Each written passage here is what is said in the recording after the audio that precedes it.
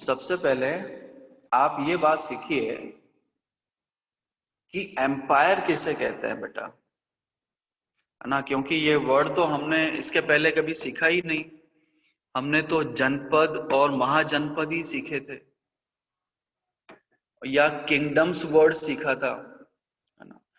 तो जब कोई किंगडम बहुत ज्यादा एरिया को कवर करे, है ना, तो ऐसी किंगडम जिसका एरिया बहुत ही ज्यादा बड़ा हो, तो that kingdom is known as empire. और इसके अलावा एक और नया वर्ड हम सीखेंगे, डायनेस्टी। डायनेस्टी किसे कहते हैं? तो डायनेस्टी वर्ड का मतलब होता है, ये देखिए बच्चों, ये यहां पर लिखा हुआ, when the members of the same family become rulers one after another। मतलब जब एक ही परिवार के लोग एक के बाद एक राजा या रानी बनते हुए चले जाते हैं, तो ऐसी एम्पायर को डायनेस्टी कहा जाता है। एम्पायर किसे कहेंगे बेटा? बड़ी किंगडम जो होती है, जिसका एरिया बहुत ज्यादा विशाल होता है, उसे एम्पायर कहा जाता है। उस एम्पायर को डायनेस्टी कब कहेंगे? डायनेस्टी का अर्थ होता है जब एक ही फैमिली के लोग राजा या रानी बने, मतलब उस परिवार के अलावा और कोई राजा या रानी नहीं बनेगा। जो भी नेक्स्ट क्वीन और किंग और क्वीन होगा, वो उसी फैमिली का सदस्य होगा। तो जब ऐसा होता है तो ऐसी फैमिली को डायनेस्टी कहा जाता है। क्लियर?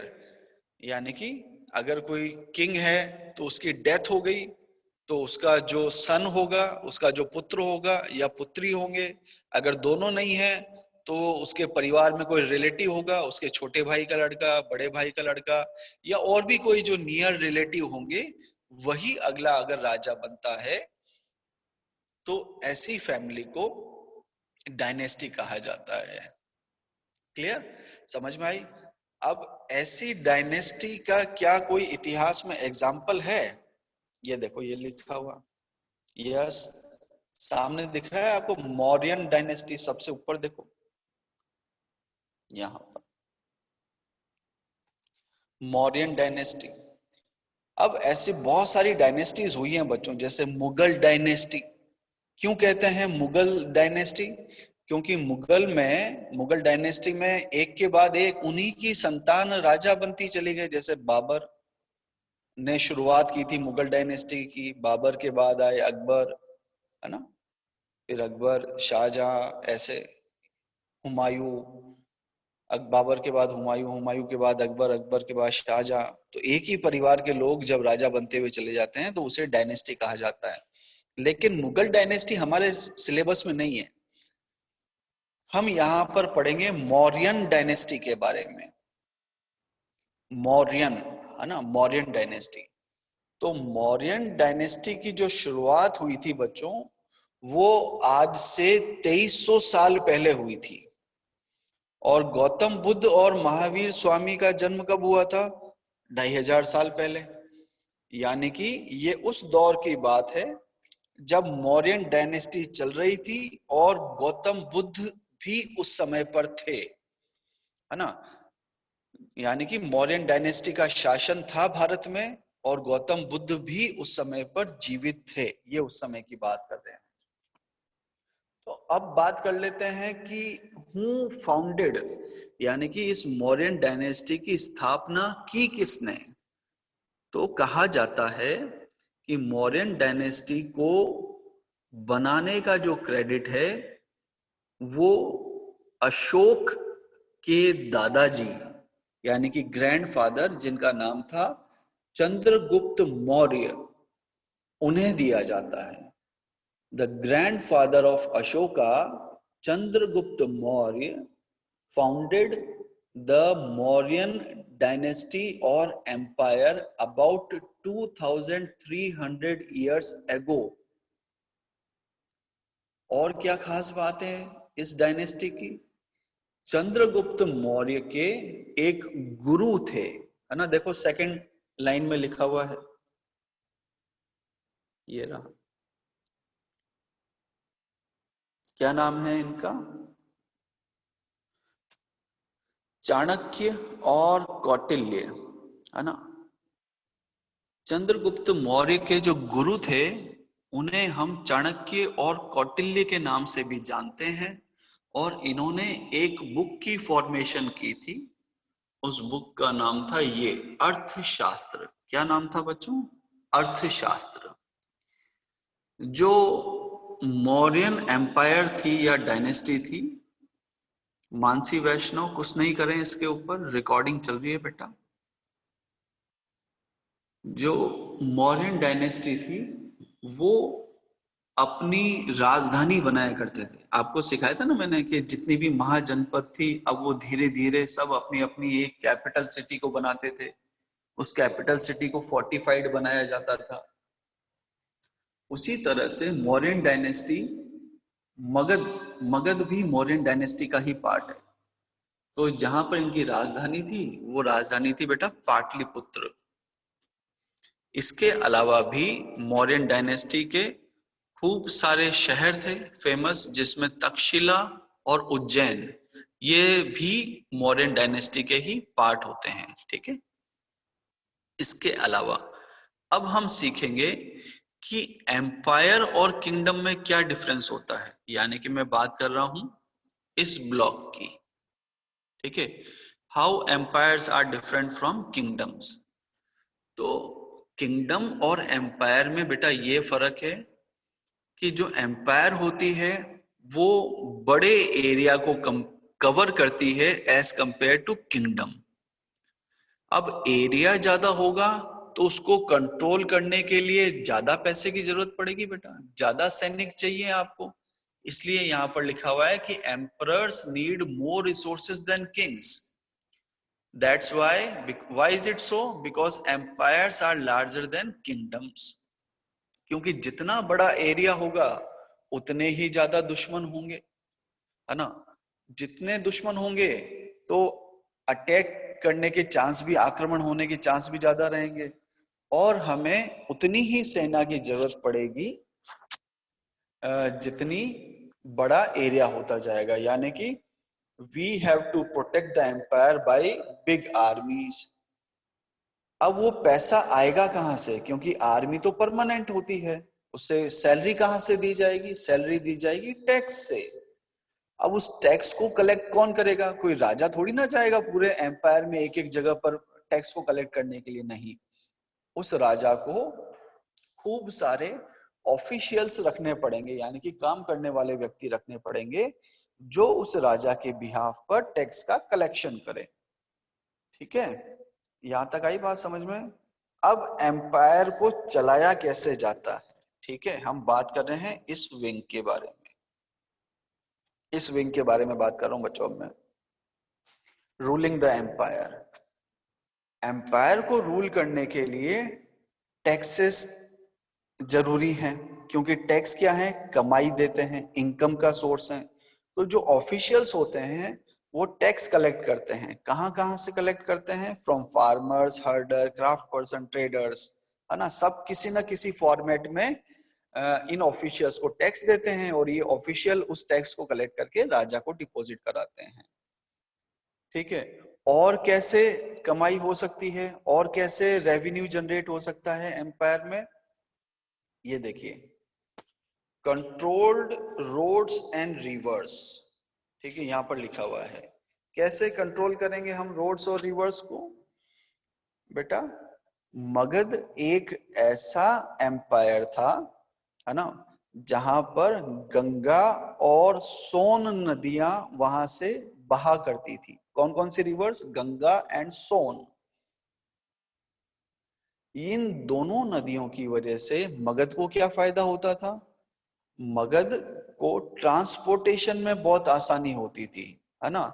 कोई भी सामान एक जगह से दूसरी जगह पर भेजना होता था तो नावों की सहायता से, बोट्स की मदद से वो गुड्स को एक जगह से दूसरी जगह पर इन नदियों में भेजा करते थे। और उस समय पर तो बेटा जैसे आज 6 लेन 4 लेन से 8 लेन से वैसे तो थे नहीं, तो ज्यादातर जगहों पे जंगल हुआ करते थे। तो उन जंगलों में से जब भी ट्रेडर्स जाते थे तो उनका सामान लुट जाने का, डाकुओं का डर रहता था, जान का डर रहता था, हत्या हो जाने का डर रहता था। तो जो उस एम्पायर का राजा होता था वो उन ट्रेडर्स को उन रस्तों पर आने जाने में सुरक्षा दिया करता था, यानी कि सिक्योरिटी दिया करता था। और उस सिक्योरिटी के बदले में उन ट्रेडर्स से कुछ टैक्स वसूला जाता था, है ना।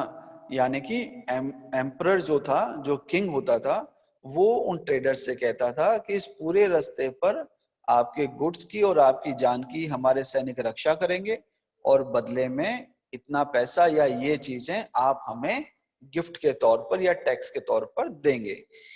इसलिए उस समय के राजा इन नदियों पर और इन रोड्स पर, यानी कि जो रास्ते एक शहर को दूसरे शहर से जोड़ते थे, उन रास्तों पर कंट्रोल करते थे, है ना। जैसे टोल टैक्स होता है ना बच्चों, हम हाईवेज पर जाते हैं, जब भी हम एक डिस्ट्रिक्ट से दूसरे डिस्ट्रिक्ट पर क्रॉस करते हैं तो हमें टोल टैक्स पे करना होता है ना।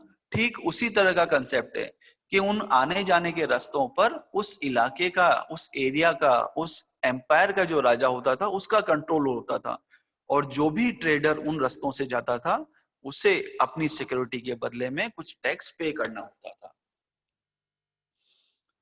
ठीक है। अब ये किन चीजों के लिए और ज्यादा इंपॉर्टेंट थे? जैसे जो किंगडम्स थे, अगर नॉर्थ वेस्ट की बात करें हम, यानी कि इंडिया का जो नॉर्थ वेस्ट पोर्शन है, वहां पर ट्रेडर्स ब्लैंकेट्स का, कंबलों का ज्यादा व्यापार किया करते थे। अगर साउथ की तरफ पर जाएं तो साउथ में गोल्ड और प्रीशियस स्टोन्स का ज्यादा व्यापार होता था। ठीक है। और जो राजा होता था वो स्पाइस, है ना, कहाँ लिखा हुआ है स्पाइस? ये लिखा हुआ बेटा। स्पाइस वर्ड का मतलब होता है जासूस, है ना। राजा अपने कुछ निजी जासूस भी रखता था इन ऑफिशियल्स पर निगरानी रखने के लिए, क्योंकि राजा तो हर जगह जा नहीं सकता। तो वो इन जासूसों की मदद से ये पता करवाता था कि कहीं ये ऑफिशियल्स बेईमानी तो नहीं कर रहे हैं, कि जानबूझकर ज्यादा टैक्स तो नहीं वसूल रहे हैं, या टैक्स वसूल के अपनी जेब में तो नहीं रख रहे हैं। तो इसके लिए राजा खूब सारे जासूस भी रखा करता था। ठीक है। इसके अलावा और क्या सिखाना है आपको? अब अशोक के बारे में बात करते हैं। ठीक है, अब इधर आ जाइए। अब मैं बात करूंगा बच्चों इस एरिया की, है ना। ध्रुव सुखवाल नहीं मानते बेटा आप, है ना। मजा आता है ना इस तरह से करने में, है ना। आपको बुक ओपन करने के लिए कहा था, आपने बुक ओपन की नहीं, और इस तरह से पेन चलाने में अच्छा लगता है। नाम यहाँ पर शो होता है रिकॉर्डिंग में, पता है आपको? चलिए अशोक की बात करते हैं। अशोक एक बहुत बड़ा राजा हुआ बच्चों मौर्यन एम्पायर्स में। Did not involve worship of a god, है ना, no performance of a sacrifice. Ashoka वह राजा था बच्चों जो, जिसने अपनी जनता को ये कहा कि हमें अच्छा इंसान बनने के लिए किसी एक भगवान की पूजा करने की जरूरत नहीं है, या बड़े बड़े हवन या यज्ञ करने की जरूरत नहीं है। अगर हम जीवन में ईमानदार रहते हैं, दूसरों के दुखों को, दूसरे व्यक्तियों के दुखों को दूर करने में मदद करते हैं, एक दूसरे की हेल्प करते हैं, और एक दूसरे के लिए काइंड रहते हैं, है ना, यानी कि थोड़े से दयालु भी रहते हैं, और तो भी हम अच्छे इंसान बन सकते हैं, है ना। मतलब दिखावा करने की हमें जरूरत नहीं है।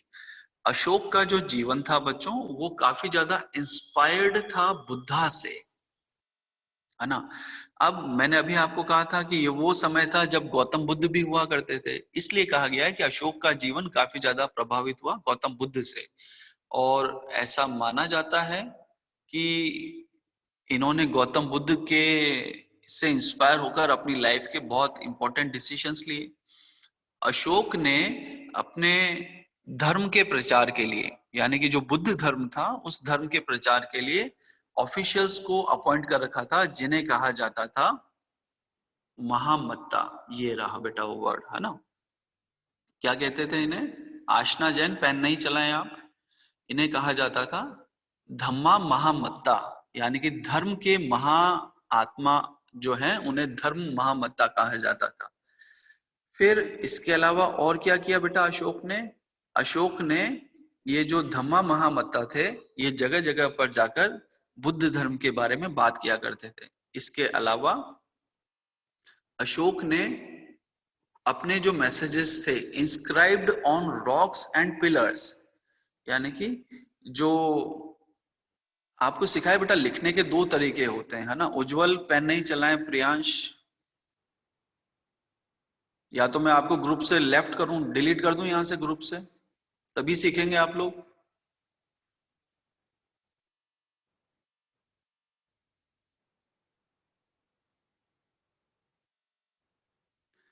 अशोक ने अपनी खूब सारी बातों को बेटा पिलर्स पर लिखकर भी बताया। तो जब हम किसी हार्ड सरफेस पर लिखते हैं तो उसे इंस्क्रिप्शन कहा जाता है, ठीक है।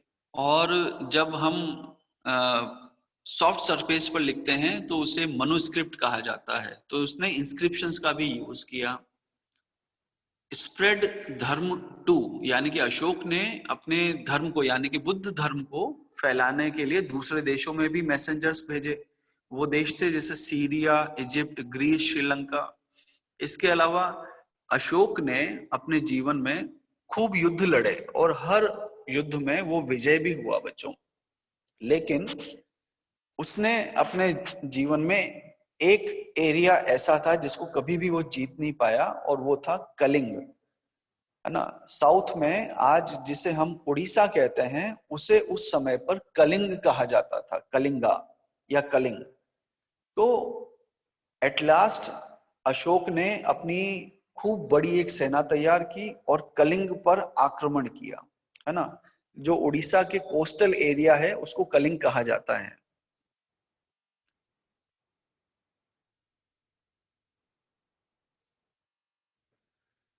तो उस युद्ध में अंततः अशोक की विजय हुई, है ना। लेकिन जब वो विजय का जश्न मनाने के लिए खड़ा हुआ तो उसने देखा कि पूरा मैदान लाल हो गया है, खून की नदियां बह रही है, लाखों लोगों ने अपनी जान गंवा दी है। तो उससे बहुत आत्मग्लानि होती है, और इस आत्मग्लानि की वजह से वो इतना ज्यादा दुखी हो जाता है कि वह अपने राजपाट को त्याग कर गौतम बुद्ध की शरण में चला जाता है और बुद्ध धर्म को ज्वाइन कर लेता है, ठीक है। अशोक को बेटा एक यूनिक रूलर भी कहा जाता है ना। यानी कि सबसे अलग, सबसे ज्यादा जो मॉडर्न एम्पायर के रूलर्स हुए उनमें सबसे ज्यादा फेम मिला है अशोक को। क्यों मिला? क्योंकि इसने अपने मैसेजेस को कन्वे करवाने के लिए इंस्क्रिप्शंस का यूज किया, यानी कि अपने मैसेजेस को रॉक्स पर, आयरन पिलर्स पर लिखवाया, ठीक है। तो ये था बच्चों इसका माइंड मैप। आई होप आपको समझ में आया होगा।